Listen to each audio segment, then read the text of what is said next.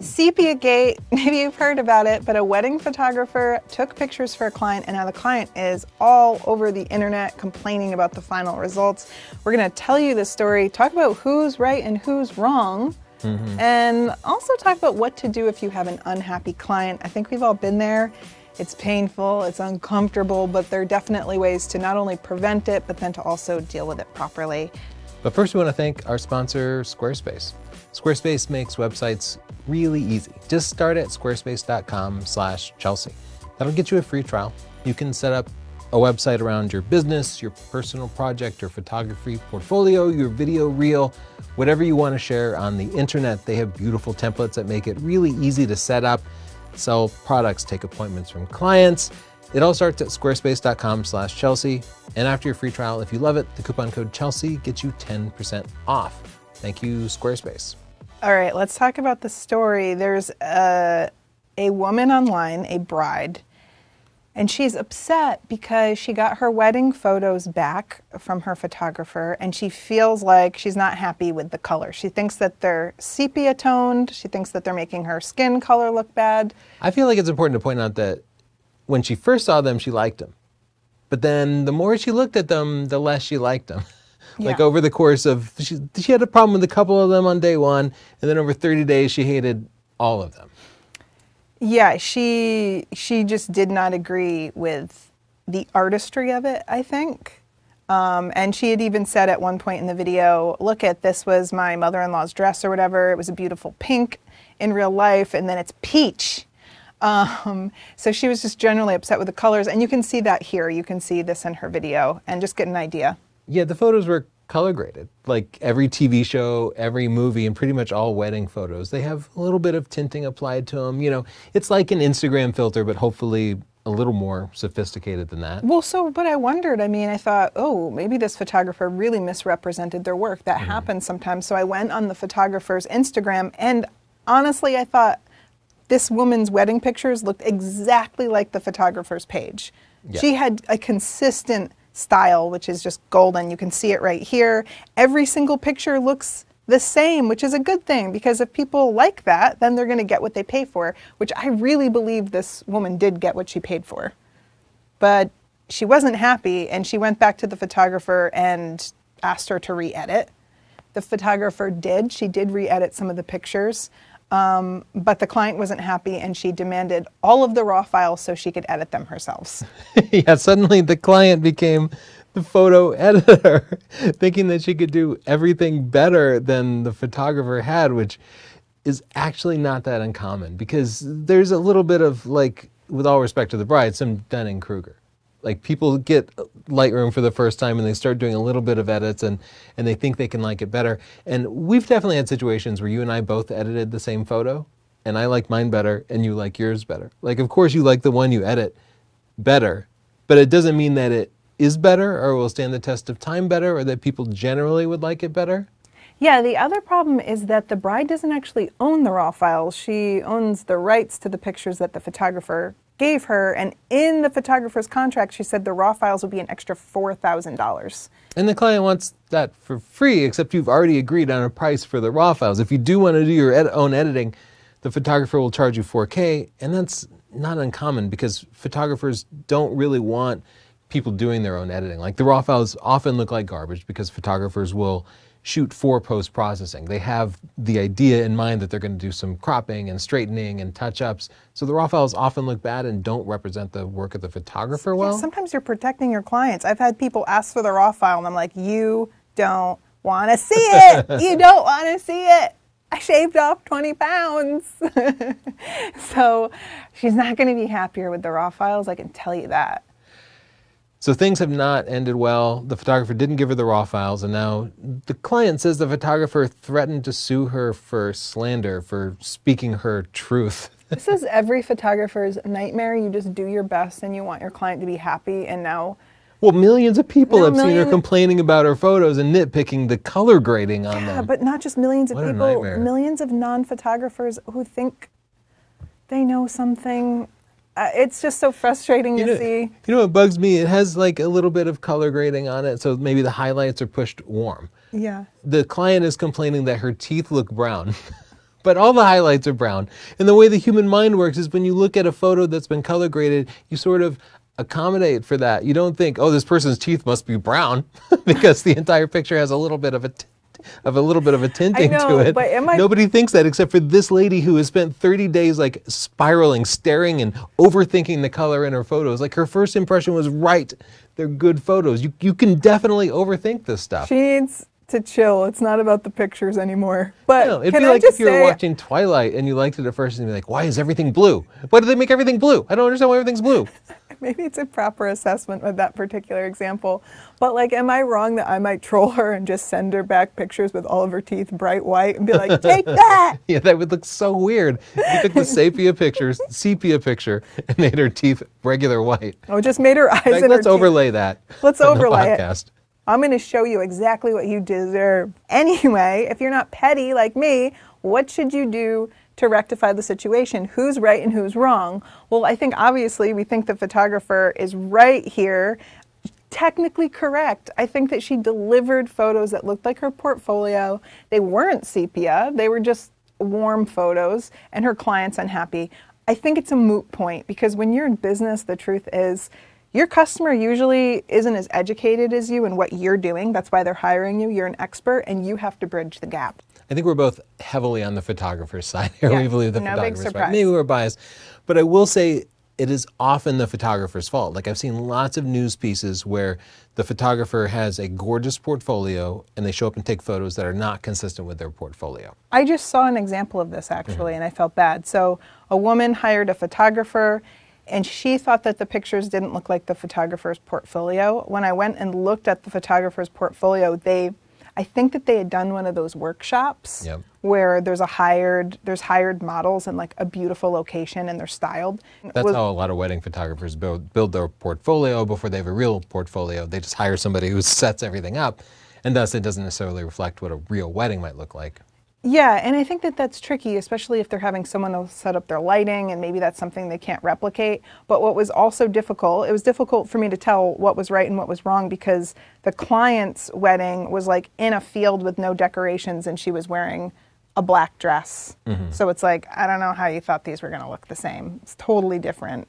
But yeah. Yeah, it's not the wedding photographer's fault if the subjects are not models, and that's often a big difference. Like you might not be as attractive as the people in the wedding photographer's portfolio. Like, okay, that's on you. They have to capture you no matter what.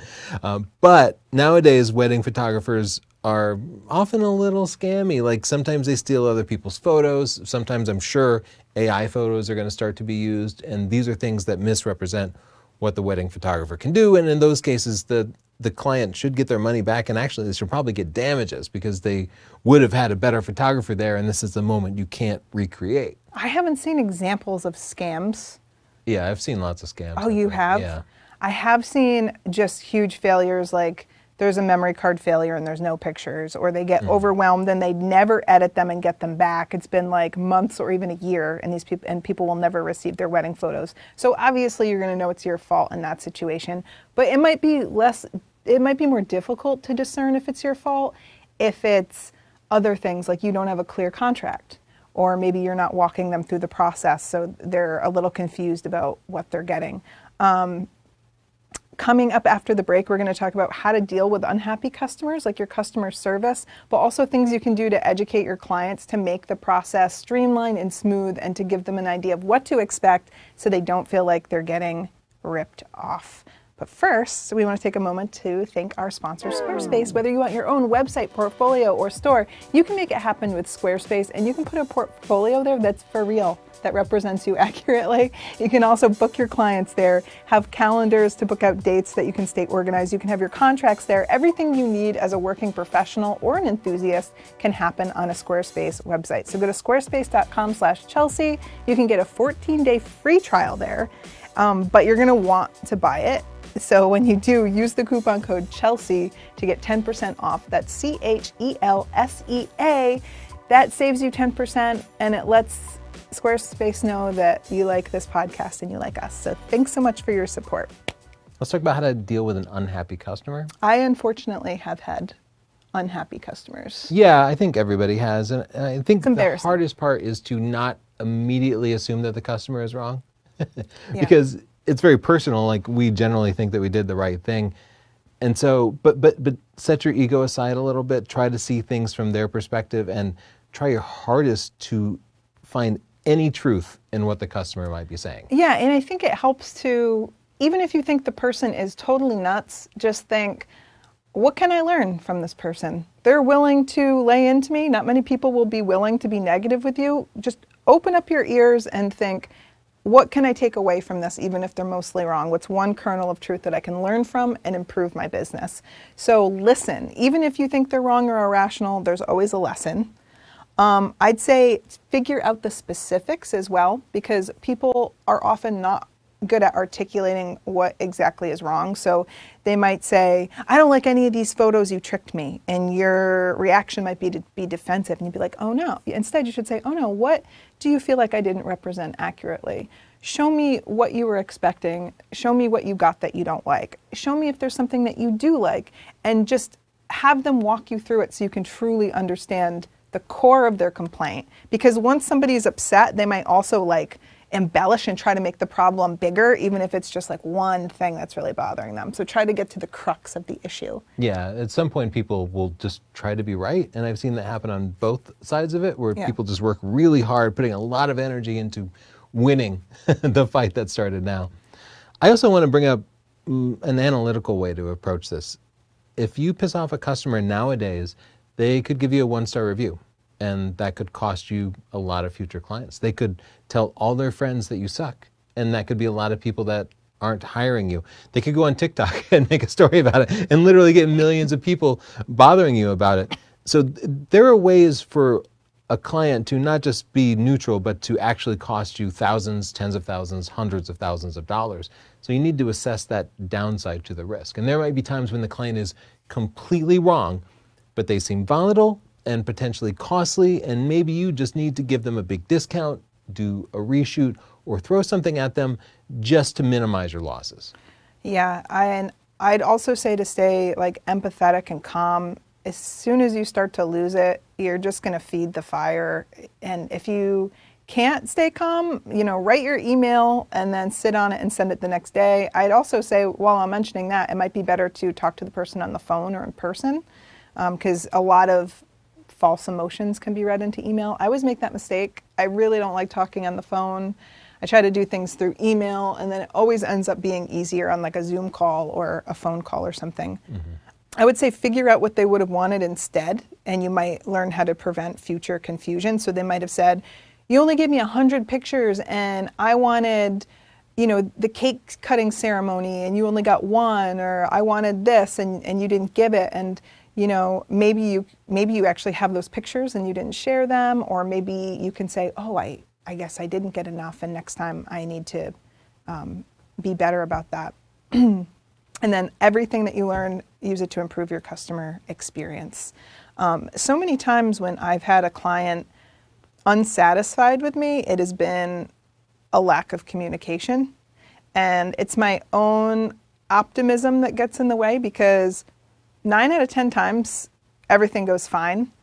But that 1 out of 10 times that it's not going as expected, if you don't have a clear contract, if you don't have a clear process, then you might get some confusion with your client. And it's so much easier to just have all of that up front, just in case things don't go well down the line. So speaking of that, I wanted to talk about if it's actually our job to educate our clients, because in this particular instance, like, she just doesn't know what color grading is. So what do we do when we're booking a client? Like, obviously they're not going to get a mini photography lesson, but what I've seen from the best working photographers is that they sit their clients down for a consultation first. And our friend Samantha Annette does this. She's a very successful portrait photographer. She does the same thing the same way every single time she books a client. And so her clients know exactly what her work is going to look like. She walks them through how the photo shoot's going to go, what they're going to pay for, how it's going to be broken out. It's extremely clear. And also they know what they will receive at the end of it. And so they can expect, if they're ordering some kind of book, she'll have an example and show it to them. If they're ordering prints, she has examples to show to them. She's not just showing them her portfolio, she's showing them a larger body of her work, So you're not just seeing the highlight reel, you're getting a realistic expectation of the final product. One thing this photographer did right was to put a price for things that the client might ask for. Yeah. Like $4,000 files. for the raw files. Or there might be several rounds of edits.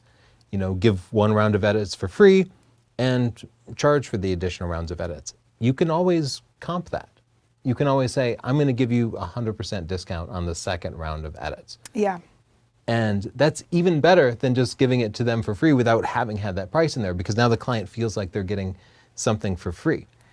That is an excellent idea, because I've also had times when I've given a client a discount and I did not tell them, and then they come back and want another discount. And that's been one of the times I've had an unhappy customer, because, you know, I won't name real numbers, but I'll want, my usual price is $10. I do it for $5. They want it for $2. And then I'm like, uh-oh. What about the friends discount? I thought we were friends. It's like, no, we already gave you the friends discount. Yeah, and so you just want to be really clear about what things cost. So if you do want to be nice and comp them later, they understand the value. And if you want to hire Chelsea as a photographer for $5, apparently you can do that. Don't hire me, because I am always trying to do nice things and then it ends up backfiring. So. And then speaking of that, better contracts. This is something that's so important. None of us really want to deal with contracts, and you just don't need them until you need them. And that's why it's so annoying. You need one, and you need to include things like this photographer did, like the price of raw files. You need to include, you know, when they can expect to get their photos, what happens if you don't get payment, every scenario you can imagine. Yeah, like you probably also need a clause in there for things going south. Like you'll go to a mediator rather than ending up in the court system, right? Yeah. Yeah, that's good. Okay, we've only actually shot a few weddings. So we've had a lot of clients, but we don't do the wedding thing a lot. So if you're a wedding photographer and you have more insight into this, we'd love to hear it in the comments. Let people know.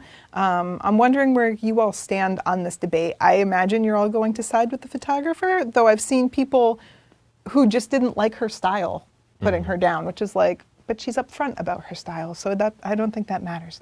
Anyway, let us know in the comments below, and don't forget to like and subscribe if you want to hear more of this podcast and see more of our videos. And once again, thank you, Squarespace, for making this podcast possible. If you want your very own Squarespace website, go to squarespace.com/Chelsea, and you can get 10% off by using the coupon code Chelsea. Bye.